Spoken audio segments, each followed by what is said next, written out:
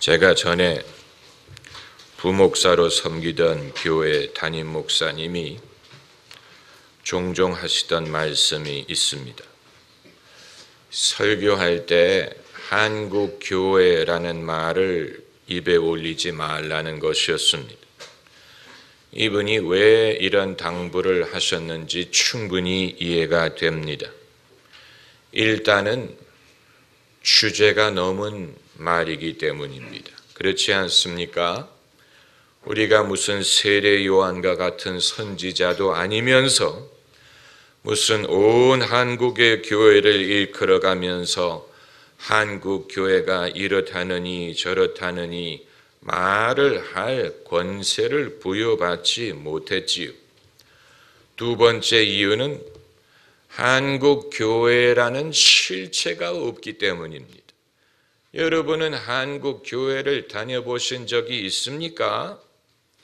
그런 식으로 우리가 객관적으로 일괄적으로 평가할 수 있는 한 교회가 존재하지 않습니다. 그건 마치 한국인은 이렇다라고 말하는 것과 같습니다. 한국인도 사람 나름이지요.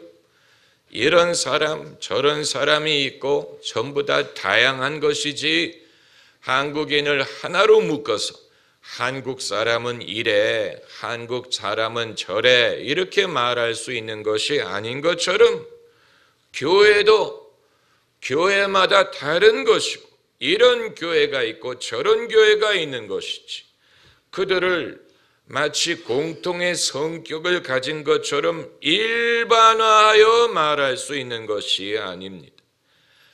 같은 맥락에서 우리가 유럽 교회라든가 미국 교회 이런 말도 쓰는 것은 적절하지 않습니다. 왜냐하면 유럽이 얼마나 크고 얼마나 사람이 많고 얼마나 많은 여러 교회가 존재하는데 교회도 교회 나름이지 그들이 마치 다 똑같은 것처럼 하나로 묶어서 말할 수 있는 것이 아니라는 것입니다. 그런데 최근에 와서 제가 깨달음을 얻은 것은 주님께서는 이 세상의 모든 교회를 다스리시는 데에 있어서 모든 교회에 해당하는 하나의 공통의 전략을 쫓아서 인도하시는 것이 아닐 것이라는 것입니다. 우리는 그렇게 하시지 않을까 생각할 때가 있습니다.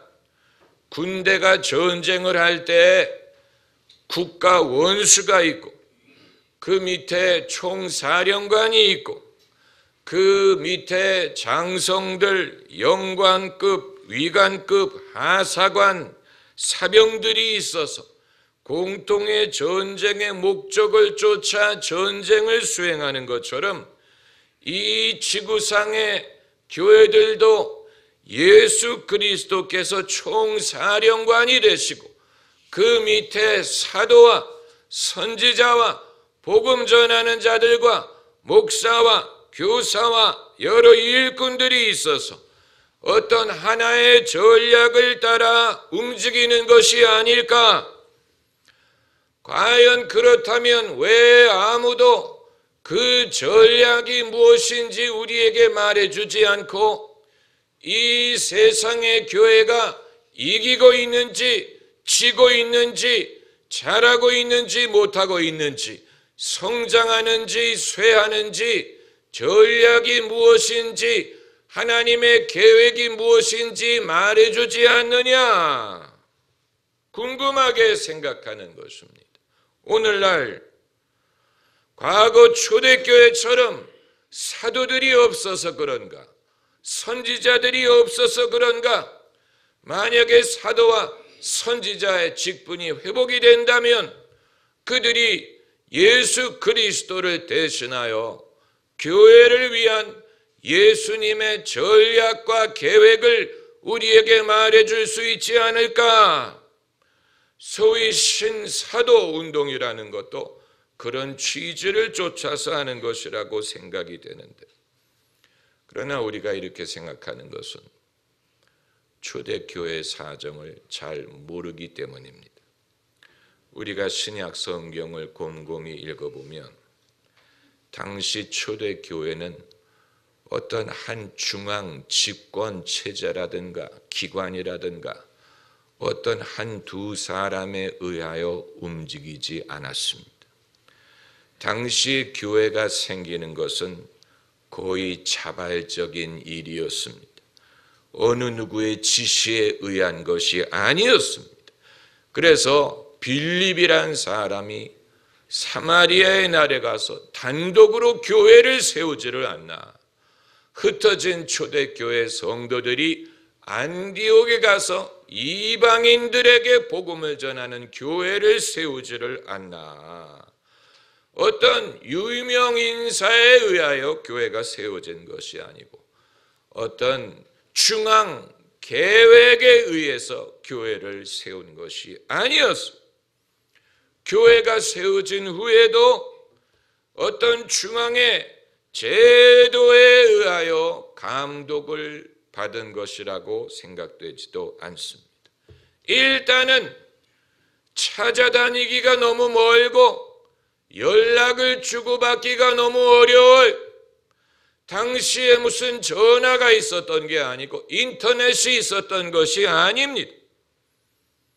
갈라디아서를 보면 베드로와 야고보가 안디옥 교회에 왔을 때 이방인 성도들과 같이 떡을 떼는 문제에 대하여 바울과 베드로가 강하게 대립했다라는 구절을 보면 그 당시의 교회가 한두 사람에 의하여 지도되었다라고 말할 수 없습니다. 바울 서신을 읽어보면 바울이 얼마나 많은 교회의 감독 역할을 했습니까? 로마, 갈라디아, 고린도, 에베소, 빌립보, 데살로니가 이 교회들이 다 바울을 그들의 사도로 존경했는데 그러나 바울이 그들에게 쓴 글을 읽어보면 이 모든 교회를 하나로 묶을 수 있는 어떤 거대한 전략을 갖고 있는 것이 아니었다는 사실을 알고 있습니다. 바울의 머리에서 이 모든 교회를 위한 계획이라든가 청사진을 갖고 있었던 것이 아니에요.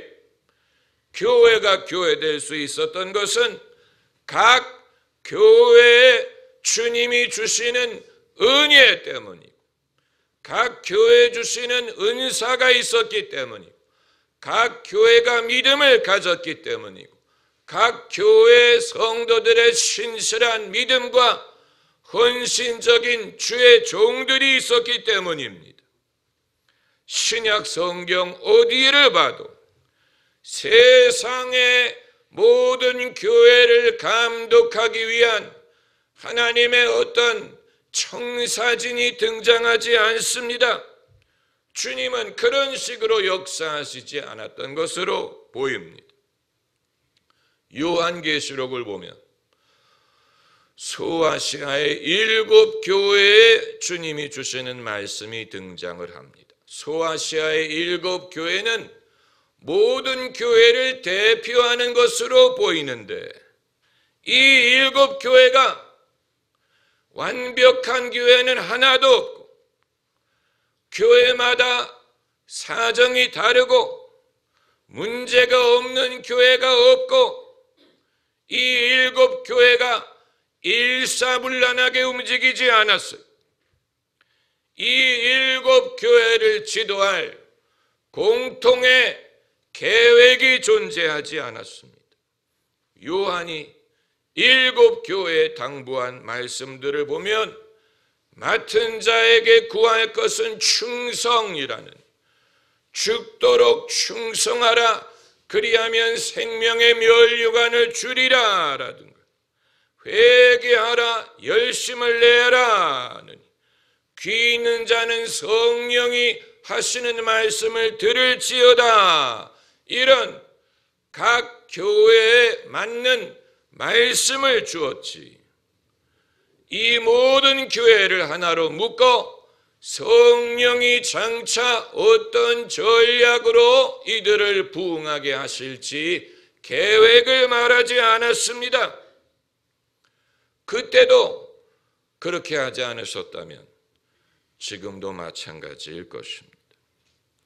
우리는 온 세상 교회를 일사불란하게 움직일 만한 중앙의 리더십이 있어서 하나의 전략을 가지고 모든 교회를 지휘할 수 있다면 좋지 않을까 이렇게 생각을 하지만 그것은 가능하지도 않고 바람직하지도 않고 필요하지도 않습니다. 우리의 대장님은 예수님이에요. 우리의 훈련 교관님은 성령님이에요. 우리 각 사람에게 하나님은 말씀을 주셨고 각 사람에게 믿음과 은사를 주셨습니다. 교회를 움직이는 힘은 그때나 지금이나 여기에서 옵니다. 성도들의 신앙, 기도, 열심, 섬김, 헌신적인 목회자, 하나님의 말씀, 성령의 능력, 여기에서 각 교회를 움직이는 힘이 오는 것이지. 만일 교회에 이런 힘이 없다면 아무리 베드로나 바울 같은 사도가 우리를 통솔한다고 하더라도 그것이 별 도움이 되지 않을 것입니다. 초대교회 시대부터 교회는 중앙 집권적인 지도에 의해서 움직이지 않았습니다. 각 교회를 움직이는 것은 성도들의 신앙, 목회자의 헌신, 하나님의 은혜, 성령의 능력, 그 교회에 주신 성령의 은사, 그리고 시대적인 사명이었어요. 남의 교회가 무엇을 하고 있는지를 참견하는 것은 별로 도움이 되지 않습니다. 남의 교회에 대해서 우리가 알 것은 오직 하나의, 오늘 본문 5장 9절에 있는 말씀대로 세상에 있는 너희 형제들도 동일한 고난을 당하는 줄을 알미니라. 남의 교회라고 우리와 다르지 않다는 얘기예요. 남의 교회라고 특별하지 않아요. 세상에 있는 모든 형제들은 우리와 동일한 고난을 당합니다. 주께서는 당신의 교회나 성도들을 차별하지 않습니다. 그렇기 때문에 세상의 각 교회는 남의 교회가 어떤지를 참견할 필요가 없이 자기의 믿음 생활을 잘 하면 됩니다. 요즘에 가상화폐 열풍이 뜨겁죠. 그 말을 꺼내니까 고개 드는 분들이 많이 계십니다. 저는 그게 뭔지도 몰랐고 관심도 없었는데 어떤 지인이 말을 해주어서 겨우 관심을 갖게 됐습니다. 그런데 보니까 벌써 가상화폐에 대한 영화까지 나왔어요. 뱅킹 온 비트코인이라고. 비트코인을 처음 시작했던 사람들을 인터뷰하면서 도대체 가상화폐가 무엇이냐를 설명하는 다큐멘터리 영화입니다. 비트코인을 시작했다고 믿어지는 사카시 나카모토라는 인물의 정체는 지금도 알려져 있지 않습니다. 가상화폐가 일반 화폐와 다른 것은 일반 화폐는 중앙의 은행이 그것을 발행하고 규제하지만 가상화폐는 중앙의 정부나 은행이 발행하거나 규제하지 않고 일반인에게 속한 화폐라는 것입니다. 좀 이해하기 어려운 면이 있지만 예수님이 가이사의 것은 가이사에게 바치라 하고 말씀하면서 돈은 가이사에게 속한 것이라고 말씀하신 이후에 세상의 모든 화폐는 국가의 소유고 국가가 관리했지만 가상화폐는 처음으로 시민, 사람들에게 속한 화폐가 된 것입니다. 사실 생각해 보면 왜 중앙은행만이 돈을 발행할 권리가 있어야 되는지 이해하기가 어렵지 않습니까?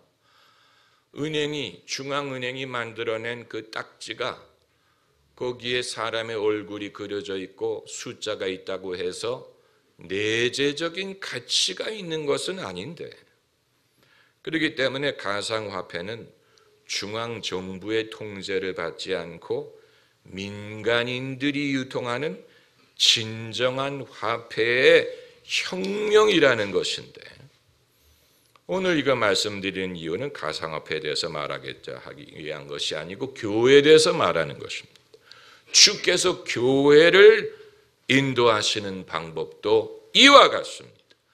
어떤 중앙단체에 의한 것이 아니라는 것입니다. 물론 교단도 있고 총회도 있고 노예도 있지만 없어도 그만이에요. 교단이 교회를 세우는 게 아니고 교단이 교회를 목회해 주는 것이 아니에요. 교단이 교회를 대신하여 수고할 수 있는 게 아니에요. 교회가 생기는 것은 자발적이고 교회가 성장하고 부흥하는 것은 개교회에 달렸습니다. 성령의 역사에 좌우됩니다. 왜 어떤 교회는 부흥을 하고 어떤 교회는 쇠퇴하는지 우리가 알 수 없습니다. 각 교회는 자기 교회에 대한 책임을 져야 됩니다. 남의 교회에 대해서는 간섭할 필요가 없고, 다만 세상에 있는 모든 교회들이 동일한 고난을 당하는 줄을 알면 됩니다. 그들은 그들의 사명이 있고 우리는 우리의 사명이 있습니다. 각 교회에 주님이 은혜를 주셨고 그 은혜가 족합니다. 무관심을 말씀드리는 게 아니에요. 모든 교회의 주인은 예수님이기 때문에 예수님에게 달렸다 하는 말씀을 드리는 것입니다. 그렇기 때문에 각 교회는 예수님을 의지하고 예수님을 따라야 됩니다. 누가 우리 대신 믿어줄 수 있는 것이 아니, 누가 내 대신 헌신할 수 있는 것이 아니에요. 각 교회의 직분자들은 자기를 청지기로 여겨야 됩니다. 각 교회 직분자들은 주님의 음성을 직접 들을 수 있습니다. 각 교회는 성령이 하시는 말씀을 직접 들을 수 있습니다. 어떤 중앙기관을 통해야 성령의 주시는 음성을 들을 수 있는 것이 아니에요. 이것이 교회 생명력, 교회 생존력의 비결이, 가상화폐가 소위 블록체인 기술을 사용해서 각 블록체인이 모든 정보를 담고 있기 때문에 그들을 해킹할 수가 없다고 하지 않습니까? 마찬가지로 각 교회가 성령의 인도를 따라갈 수 있기 때문에 마귀는 세상의 교회를 무너뜨릴 수 없습니다. 어느 한 중앙기관을 무너뜨리면 되는 것이 아닙니다. 각 교회는 생존력이 있기 때문에 이쪽이 해를 입더라도 저쪽이 믿음을 지키면 됩니다. 그러므로 마귀는 세상의 모든 교회를 무너뜨릴 수 없습니다. 세상의 모든 교회는 그리스도의 몸으로서 각자의 역할이 있고 주님께서는 이 모든 교회를 통하여 역사하십니다. 우리는 우리의 사명을 발견하고 우리에게 주신 은사가 무엇인지를 알고 우리의 시대적인 사명이 무엇인지를 알고 우리만이 할 수 있는 일, 주께서 우리에게 맡기신 일이 무엇인지를 알고 그 일에 충실하면 됩니다. 왜 어떤 교회는 저런 일을 하는데 우리도 해야 되지 않겠습니까? 참고는 할 수 있지만 그 교회는 그 교회, 그 교회에 주님이 주시는 은사와 역할이 우리와 똑같지 않습니다. 그들이 우리보다 잘할 수 있는 일이 있지만 우리가 남이 할 수 없는 일을 할 수 있는 부분이 있습니다. 여기에 대한 믿음을 가져야 돼요. 여기에 대한 자신감을 가져야 돼요. 이 부분에 대한 확신을 가져야 내게 주신 일을 더 잘 담대하게 할 수 있습니다. 많은 성도들이 그걸 못해 남을 늘 쳐다보고 나도 저래야 되지 않을까? 얼굴이 연예인을 닮아야 되지 않을까라고 생각하는 것은 이해를 할 수 있지만 내 믿음이 남의 믿음을 닮아야 되지 않을까? 내 사명이 남의 사명을 닮아야 되지 않을까 생각하는 것은 주님을 무시하는 것입니다. 주님을 외면하는 것입니다. 주님이 실수했다고 생각하는 것입니다. 주님은 우리 각자를 만드셨고 당신의 형상을 따라 지으셨고 우리 모두를 아름답게 지으셨고 우리 각 사람에게 믿음의 분량을 주셨고 우리에게 달란트를 주셨고 우리 각 사람에게 일을 맡기셨어요.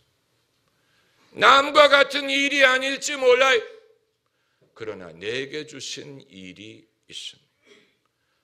그것만 잘하면 됩니다. 그 이외에 주님이 요구하시지 않습니다. 내가 내게 준 달란트를 가지고 무엇을 했느냐를 물어보시지 우리에게 주지 않은 달란트에 대하여 문책하시지 않습니다. 하나님은 그런 분이 아니. 그러므로 여러분 각 사람이 오늘 스스로 생각해야 되는 문제는 주님이 내게는 어떤 은사를 주셨고 나는 이 시대의 그리스도인으로서 어떤 일을 해야 될까? 그걸 한꺼번에 다 알 수는 없지만 그것을 깨닫는 것을 여러분 인생의 목적으로 삼고 수시로 귀를 열고 여기에 대하여 주님이 주시는 말씀을 들으려고 애를 써야 됩니다. 귀를 기울이면 들을 수 있습니다. 제가 저희 교회 개척을 준비하면서 선배 목사님들에게 들었던 것은 교회 이름은 하나님이 주셔야 된다는 거예요. 그런데 얼마나 막연합니까? 이름을 하나님이 언제 어떻게 주실까? 그래가지고 별의별 교회 이름이 될 만한 아이디어는 귀를 열고 다녔어요. 그래서 성경을 읽다가 마음에 드는 구절이 있으면 근데 그 마음에 드는 구절을 한 이름으로 축소할 수가 없는 거예요. 사도행전을 보면 베드로가 지붕 위에 올라가 기도하다가 환상 중에 큰 보자기가 그 네 귀퉁이가 매달려 가지고 하늘에서 내려오는데 그 안에 여러 짐승들이 있고 일어나 잡아먹으라 이 말씀을 들었다고 해서 하늘에서 내려온 네 보자기 이걸 얼마나 좋은 교회 이름일까? 그런데 한글로 하면 너무 기니까 중국어 성경에는 혹시 짧게 말하지 않았을까? 중국어 성경을 찾아봤는데 일단 뭐라고 썼는지 읽기도 어렵고 거기에도 어떤 단순한 이름으로 네 귀퉁이의 그 보자기를 말하고 있지 않아. 큰 보자기, 교회 이름을 큰 보자기 교회로 지으면 얼마나 촌스럽습니까? 그 내용에 비교했을 때. 그런데 어느 날 제가 인터넷에서 제가 즐겨 듣는 어떤 미국 목사님의 설교를 듣는 도중에 깨달음이 왔어요. 복음은 참 기쁜 소식이구나 라는 깨달음이 오면서 성경 구절이 떠올랐어요.